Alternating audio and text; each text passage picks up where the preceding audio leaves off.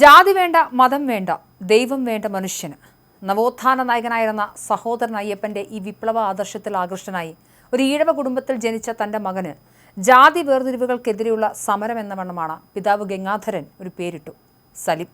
എന്നാൽ സ്കൂളിൽ ചേർത്തപ്പോൾ ഉണ്ടായ മതപരമായ ആശയക്കുഴപ്പം ഒഴിവാക്കാൻ അധ്യാപകർ പേരിനൊപ്പം ഒരു കുമാർ കൂടി ചേർത്തു. അങ്ങനെ അയാൾ സലിം കുമാറായി. സ്കൂളിൽ ചേരും വരെ ഞാൻ മുസ്ലിമായിരുന്നു, അതിനുശേഷം ഞാൻ വിശാല ഹിന്ദുവായി എന്ന് അദ്ദേഹം പിൽക്കാലത്ത് തൻ്റെ പേരിൻ്റെ കഥ തമാശയായി പറഞ്ഞിട്ടുണ്ട്. വെള്ളിത്തിരയിൽ 30 വർഷം ചിരിയുടെയും ചിന്തയുടെയും വസന്തം തീർത്ത സലിംകുമാറിൻ്റെ ജീവിതം കൗതുകകരമായ ഇത്തരം രാഷ്ട്രീയ സാമൂഹിക പശ്ചാത്തലങ്ങളാൽ സമൃദ്ധമായിരുന്നു. പിതാവിൻ്റെ യുക്തിവാദ ചിന്തകൾക്കൊപ്പം തന്നെ തീവ്രമായ കോൺഗ്രസ് രാഷ്ട്രീയവും സലിംകുമാറിനെ ചെറുപ്പത്തിലെ സ്വാധീനിച്ചിരുന്നു. ബാല്യകാലത്ത് പിതാവിനൊപ്പം കോൺഗ്രസിൻ്റെ രാഷ്ട്രീയ ജാഥകളിലും പൊതുസമ്മേളനങ്ങളിലും സ്ഥിരമായി പങ്കെടുത്തതാണ് അദ്ദേഹത്തെ ഒരു കോൺഗ്രസ് പ്രവർത്തകനാക്കി മാറ്റിയത്. മുൻ മുഖ്യമന്ത്രി കെ കരുണാകരന്റെ അചഞ്ചലമായ വ്യക്തിത്വവും പ്രസംഗശൈലിയും സലിംകുമാറിനെ ഒരു കടുത്ത കരുണാകര ഭക്തനാക്കി വളർത്തി. രാജൻ കേസിന്റെ വിസ്താര സമയത്ത് കേസ് ഫണ്ട് ശേഖരണത്തിനായി എത്തിയ കരുണാകരനെ ഒരു നോട്ടുമാല അണിയിച്ചതും അന്ന് ലീഡർ അദ്ദേഹത്തിന്റെ കവിളിൽ തലോടിയതുമാണ് സലിംകുമാറിന്റെ രാഷ്ട്രീയ മനസ്സിനെ എക്കാലത്തേക്കും ഉറപ്പിച്ചു നിർത്തിയത്.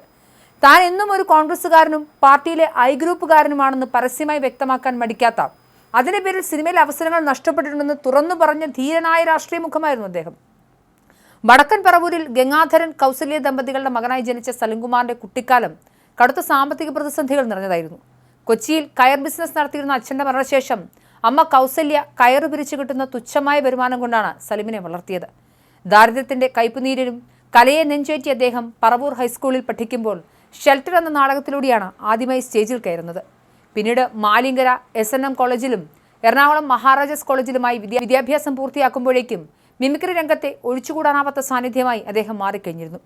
കൊച്ചിൻ കലാഭവൻ എന്ന വിഖ്യാത മിമിക്രി ട്രൂപ്പിലൂടെയാണ് സലിംകുമാർ തന്റെ കലാജീവിതം സജീവമാക്കുന്നത്. ദൂരദർശനിലും ഏഷ്യാനെറ്റിലും അവതരിപ്പിച്ച കോമഡി പരിപാടികൾ അദ്ദേഹത്തിന് വലിയ ജനപ്രീതി നേടിക്കൊടുത്തു. മഹാരാജാസിൽ പഠിക്കുന്ന കാലത്ത് ടെലിവിഷൻ ഷോകളിൽ തിളങ്ങിയ അദ്ദേഹത്തിന്റെ പ്രതിഭയെക്കുറിച്ച് നടൻ നാദൃശിയാണ് സംവിധായകൻ സിദ്ദിഖിനോട് പറഞ്ഞത്. അങ്ങനെ 1996 സിദ്ദിഖ് ഷമീറിന്റെ ഇഷ്ടമാണ് നൂറുവട്ടം എന്ന ചിത്രത്തിലൂടെ അദ്ദേഹം വെള്ളിത്തിരയിലെത്തി. തന്റെ വിവാഹത്തിന്റെ തൊട്ടടുത്ത ദിവസം വിരുന്നിന് വിളിച്ച ബന്ധുക്കളോട് ഷൂട്ടിംഗ് കഴിഞ്ഞ് ഫ്രീ ആവുമ്പോൾ വരാമെന്ന് പറഞ്ഞ് ക്യാമറയ്ക്ക് മുന്നിലേക്ക് നടന്ന സലീമേട്ടന് പിന്നീട് കരിയറിൽ തിരിഞ്ഞു നോക്കേണ്ടി വന്നില്ല.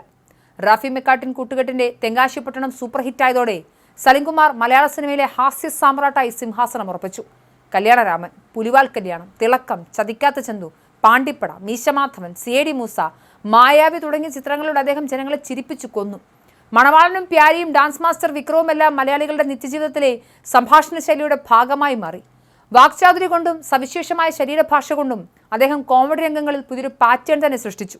ചാണകത്തിലും പടത്തൊലിയിലും ചെളിയിലും ചവിട്ടി വീണ് ഇളിക്കുന്ന തന്റെ തന്നെ സ്ഥിരം ഹാസ്യ കഥാപാത്രങ്ങളെ സലിംകുമാർ സ്വയം വെല്ലുവിളിക്കുന്നത് ലാൽജോ സംവിധാനം ചെയ്ത അച്ഛനുറങ്ങാത്ത വീട് എന്ന ചിത്രത്തിലൂടെയാണ്. സലിമിലൊരു കോവാളിയെയല്ല, മറിച്ച് തികച്ചും ഗൗരവമുള്ളൊരു മനുഷ്യനെയാണ് താൻ എപ്പോഴും കണ്ടിട്ടുള്ളതെന്ന ലാൽജോസിന്റെ ദീർഘവീക്ഷണം ശരിവെക്കുന്നതായിരുന്ന ചിത്രത്തിലെ പ്രകടനം. മകളുടെ ദയനീയമായ അവസ്ഥയിൽ ഉരുകിത്തീർന്നൊരു പിതാവിന്റെ വേദന അത്രമേൽ കൃത്യതയോടെ അദ്ദേഹം അവതരിപ്പിച്ചപ്പോൾ പ്രേക്ഷകർ അത്ഭുതത്തോടെയാണ് നടനെ നോക്കിക്കണ്ടത്. വെറുമൊരു ഹാസ്യനടൻ മാത്രമല്ല താനെന്ന് തെളിയിച്ച സലിംകുമാറിന്റെ കരിയറിൽ ഏറ്റവും നിർണായകമായ വഴിത്തിരിവായിരുന്നു സലീം അഹമ്മദ് സംവിധാനം ചെയ്ത ആദാമിന്റെ മകൻ അബു. ഹജ്ജിന് പോവുക എന്നത് ജീവിതത്തിലെ ഏറ്റവും വലിയ പുണ്യമായി കണ്ട അബു എന്ന വൃദ്ധനായ അത്തർ വിൽപ്പനക്കാരന്റെ വേഷം സലിംകുമാറിന്റെ അഭിനയ ജീവിതത്തിലെ കിരീടമായി മാറി. ഒരു സാധാരണക്കാരന്റെ അചഞ്ചലമായ വിശ്വാസത്തെയും നിസ്സഹായതയും അത്രമേൽ സ്വാഭാവികതയോടെ ആവാഹിച്ച ആ പ്രകടനത്തിന് 2010 മികച്ച നടനുള്ള ദേശീയ പുരസ്കാരവും സംസ്ഥാന പുരസ്കാരവും ഒരേ സമയം അദ്ദേഹത്തെ തേടിയെത്തി. സ്വന്തമായി തിരക്കഥ എഴുതി സംവിധാനം ചെയ്ത കറുത്ത ജൂതൻ എന്ന ചിത്രത്തിലൂടെ സലിംകുമാർ എന്ന ചലച്ചിത്രകാരന്റെ മറ്റൊരു മുഖം കൂടി മലയാളികൾ കണ്ടു. എന്തായാലും ഒരു ചിരിയോടുകൂടി ജീവിതത്തെ മുഴുവനും നോക്കിക്കണ്ട സലിംകുമാർ യാത്രയാവുകയാണ്.